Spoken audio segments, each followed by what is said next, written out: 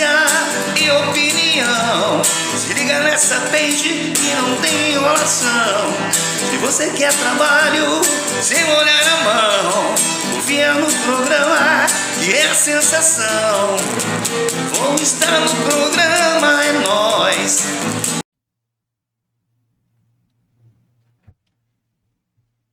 E aí, pessoal do programa É Nóis. Conforme prometido, nós estamos aqui numa rodada de entrevistas com os principais presidentes de partidos aqui de São Carlos, partidos políticos. Lembrando que nós convidamos 5 presidentes de partido. Alguns não vieram hoje por questões de logística, de tempo, realmente, e poucos não deram satisfação, então, e tentaram remarcar essa entrevista. Pode ser que a gente faça uma nova rodada de 2 a 2 candidatos, mas hoje era para ser 2 candidatos, era para ser do Partido Verde e do PSOL, ou do PT e do PSOL. Hoje nós estamos aqui somente com a presença do vereador e presidente do PSOL, Djalma Nery Neto.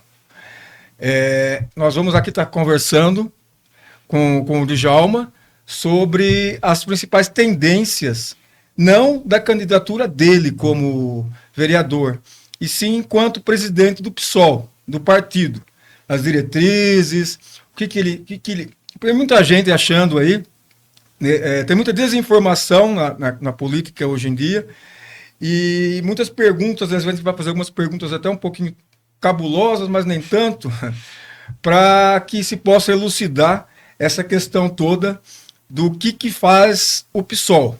Nós já entrevistamos o Djalma Nery, mas em outro assunto, que está no nosso programa, vocês vão ver o link aí, quem quiser assistir. E nós vamos falar hoje, então, com o Djalma sobre as principais tendências enquanto presidente do PSOL. Boa noite, Djalma, tudo bem? Prazer ter aqui com você no programa É Nóis. Beleza, Antônio, boa noite, obrigado pelo convite, legal aí estar participando, satisfação imensa. Sim, sim. Vamos às perguntas? Bora, vamos lá. Primeiramente, para quem não sabe, né, o Djalma foi o vereador mais votado aqui na cidade, então muita gente sabe o que ele faz ou deixa de fazer. Mas para quem não sabe, pessoal que assiste o nosso programa, nós estamos ao vivo, mas esse vídeo vai ficar gravado. Esse vídeo vai ficar gravado, editado nos nossos canais. Quem quiser vai poder assistir na íntegra, se não teve tempo de assistir hoje.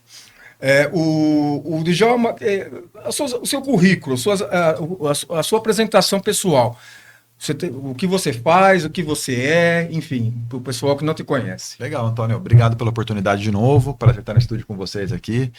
Cara, é o seguinte, eu sou professor da Rede Pública Estadual de Ensino, sou formado em Ciências Sociais pela Unesp, em Araraquara. Ciências Sociais, que segmento? Fui para Antropologia, igual você, inclusive, sim, né? Mas depois eu me tornei professor do ensino médio e eu atualmente estou vereador, né? Eu falo que vereador não é profissão, não é carreira, então no primeiro mandato eu não espero ter muitos outros mandatos, não. A profissão é professor. E trabalho com meio ambiente, trabalho com agroecologia, com permacultura, hortas comunitárias. Faz 15 anos, publiquei um livro sobre esse assunto em 2018, que chama Uma Alternativa para a Sociedade. E que editora que é? É particular, é uma edição própria, fiz um crowdfunding, consegui juntar lá R$40 mil, imprimir 2.000 exemplares. Como chama o livro? Uma Alternativa para a Sociedade. É fruto da minha dissertação de mestrado, eu fiz mestrado na Exalc, na USP, em Piracicaba, estudei esse movimento da permacultura, produzi esse livro, publicação própria aí, né, uma edição própria, e trabalho com essa temática, sou presidente da Comissão de Meio Ambiente da Câmara, as principais leis que a gente propôs sempre foram dentro dessa área, e estou nessa luta ambiental aqui no nosso município. Sim, você é professor do quê? Sociologia. Professor de Sociologia na faculdade ou no ensino médio? Ensino médio. Então, o Djalma já passou aí o currículo dele, quem quiser pode contratar, mas é brincadeira, vamos lá. O Djalma, como surgiu o PSOL, o partido? Legal. E onde surgiu, né? E quais as principais premissas e ideais do partido? Muito bom. Antônio, o PSOL surge em 2003, há 21 anos, e ele nasce como uma ruptura do Partido dos Trabalhadores. O que aconteceu? Depois de quase 20 anos aí tentando, né, disputando a presidência da República. O Lula consegue vencer a eleição em 2002. Em 2003 começa o primeiro mandato, o primeiro governo Lula. E nesse meio tempo, né, de 89 até 2002, nas várias campanhas consecutivas, o Partido dos Trabalhadores foi abrindo mão de algumas pautas importantes para a esquerda brasileira, né? Pautas mais progressistas, mais sociais, mais de transformação mais estrutural da sociedade. E quando o Lula chega no poder, ele propõe uma medida que o PT historicamente era contra, que era a reforma da Previdência do setor público. Foi aquela parceria que ele fez com um empresário que não caiu muito bem, foi isso? Não, na verdade foi o seguinte, né? Foi uma espécie de confisco ali de um direito conquistado, de um direito adquirido da categoria do funcionalismo público, e ele, recentemente nós vimos uma outra reforma da Previdência, né? Que foi geral aqui, mas naquela época, em 2003, ele fez uma reforma da Previdência do setor público. Então tirou uma parte dos vencimentos, dos salários ali, que já era um direito adquirido dessa categoria, assim, né? O PSOL não existia ainda, tá? Um grupo de deputados do PT na época falou, olha, pera um pouco, né? A gente está historicamente lutando contra isso. Estamos 20 anos aí disputando a presidência. A gente chega no poder e faz ao contrário daquilo que a gente defendia. Não dá, a gente vai ser contra. E a direção do PT falou, olha, se vocês, como deputados do PT, votarem contra essa medida do PT, vocês vão ser expulsos do partido. E esses foram os fundadores do PSOL. E aí eles são expulsos, né? São 4 ou 5 deputados, Luciana Genro, João Fontes, Babá, depois veio Ivan Valente, outros, que na época eram deputados federais, foram expulsos do partido e decidem então fundar um outro partido que tenha mais identidade com essas pautas históricas do PT, né? Que o PSOL é Partido Socialismo e Liberdade. Exatamente, isso. Então, essa que é a história, a gênese aí desses 21 anos de partida. E assim, você já falou por cima aí, mas as premissas e os ideais seriam... Cara, assim, o pessoal é um partido de esquerda, um partido que defende a classe trabalhadora, é um partido que tem um lado na luta de classes, na história, né? Então, o pessoal defende a presença do Estado através de serviços de qualidade para a população. Ele defende o investimento público em áreas importantes como cultura, meio ambiente, saúde, segurança. O pessoal defende também as liberdades individuais, mas não aquela liberdade de fazer qualquer coisa, né? Isso está sendo fruto, inclusive, de muita discussão. Tem um debate sobre isso e tal, né? Aquela liberdade abstrata, não, uma liberdade individual de direitos, né? Porque o Brasil passou por um período muito ruim na ditadura militar, onde as liberdades individuais foram tolhidas, né? E o pessoal traz essa herança de garantir os direitos humanos, as liberdades individuais e a presença do Estado através de direitos sociais, né? Resumindo bem... Bem resumido, para não ficar um... Isso. Sim. Aí uma pergunta que a gente se pergunta aqui na cidade de São Carlos, né? Olha, o candidato do PSOL, o candidato do Progressistas, esse pessoal vai lançar o Neto, o Neto Donato, vai lançar o Newton Lima, certo. Vai lançar não sei quem.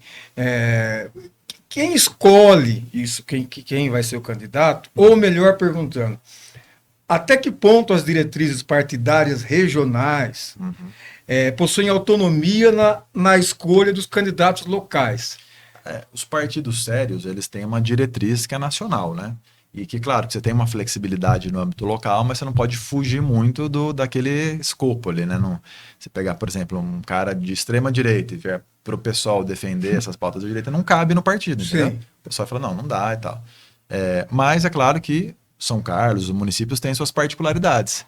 E aí quem escolhe, por exemplo, as candidaturas e o programa mais específico da cidade é a direção e a militância local. A militância? A militância que participa dos congressos, porque assim, o PSOL é um partido extremamente democrático. Eu estou há 12 anos no partido, entrei em 2012. Então eu participei de vários congressos. A cada 2, 3 anos você tem um congresso para definir as direções municipais, estaduais, nacional, definir a linha de ação. Então tem uma participação bastante intensa de quem quer participar. Então quem define, por exemplo, quem vai ser candidato, o programa central do partido no município são esses filiados, né, os militantes, que participam dos espaços de debate, e o diretório municipal, que é a representação, esse diretório municipal é escolhido pelos filiados. Então não é uma votação, é um feedback mais ou menos. Às vezes tem votação. Então, por exemplo, né, quando você tem o Congresso Municipal, em São Carlos nós temos 400 filiados do pessoal hoje. Esses 400 filiados são convidados a eleger uma direção municipal. Quem vai representar esses filiados? Eu fui eleito em agosto do ano passado presidente pela base. Então, sim, e a base também pode escolher o candidato a prefeito. E aí o que acontece? Na época eleitoral, o diretório municipal, que já foi eleito pela base, ele vai apresentar propostas. Essas propostas têm que ser referendadas pela militância, pelos filiados, é levado numa assembleia, numa plenária, para que seja uma decisão mais democrática, né, por assim dizer. Mas a interferência da central, digamos assim, entre aspas, lá do federal, Da digamos nacional. assim, nacional, melhor dizendo, não... Só se fugir do programa, como eu te falei, for alguém que defende coisas avessas, é o que o pessoal defende. Aí tem uma intervenção, Sim. mas é muito raro isso. Ah, tá. Bom, isso aqui também é uma pergunta que é interessante dizer, né, uma pergunta um pouco dá zero para o entrevistador, né? Mas enfim. Ai, que burro, dá 0 pra ele. Mas, enfim. Vamos para quem não sabe, tem gente que não sabe, né? Pode não saber. O seu partido é de direita, esquerda ou centro? Essa tá fácil, hein? Tá fácil. Quem É não de sabe- esquerda, Bom, de esquerda. É um partido. Ah, tá. É de esquerda, a gente já sabe. Uhum. É um partido de centro. Essa pergunta faz engatilhada, mas pode Tá. ser interessante. Um partido de centro, ele pode ser considerado obsoleto? Se não, por quê? Ô, Antônio, meu entendimento das ciências políticas e do espectro político, não existe partido de centro. O partido que é de centro é de direita. Tá? Então, por quê? Porque ele é fisiológico. O que quer dizer isso? Ele tem interesses próprios, muitas vezes interesses de cargos, dinheiro, não tem um programa social. Então, você tem, sei lá, o MDB, por exemplo. Poderia ser um partido chamado de centrão. O MDB é um partido que, apesar de estar com quem ganha, quer dizer, pode estar com a esquerda, pode estar com a direita, alguns acham que é de centro. Na nossa avaliação, essa é uma prática da direita. É um partido que não tem uma ideologia progressista, não tem propostas sociais, que é fisiológico, que vai para onde bate o vento. Então, assim, essa nomenclatura, eu acho a nomenclatura um pouco equivocada. Então, centro-esquerda, você acha que é uma coisa meio obsoleta? Assim, eu acho que dá Na pra... sua ponto de vista. Dá para falar, claro que num reducionismo você fala esquerda-direita, extrema-direita, extrema-esquerda e acabou. Mas dá para, acho que, usar esse conceito com moderação, né? Sem falar assim, o centrão. Esse conceito de centrão, o centrão é a união de partidos de direita, ponto. Né? Então, quando a pessoa normalmente fala não sou de esquerda nem de direita, ela é muito despolitizada em geral, e em geral tende para a direita. Né? Então, porque não tem uma reflexão crítica sobre a sociedade. Fala, não gosto disso, não gosto daquilo, eu estou em qualquer lugar, então vale tudo, sabe? Sim, então você citou uma questão, não está nem na pauta aqui, mas a gente ouve muito dizer extrema-direita. Certo. A gente não ouve, ou pelo menos não se Extrema-esquerda. falar muito extrema-esquerda. Como você vê isso? Eu não estava nem na Sim. pauta aqui, mas é só para aproveitar É interessante, a carruagem. Antônio, porque assim, o espectro político brasileiro e mundial, né, mas vou falar do Brasil, ele foi caminhando para a direita, para posturas cada vez mais conservadoras e naturalizando esse ultraconservadorismo Do tempo para cá? de uns 15 anos para cá.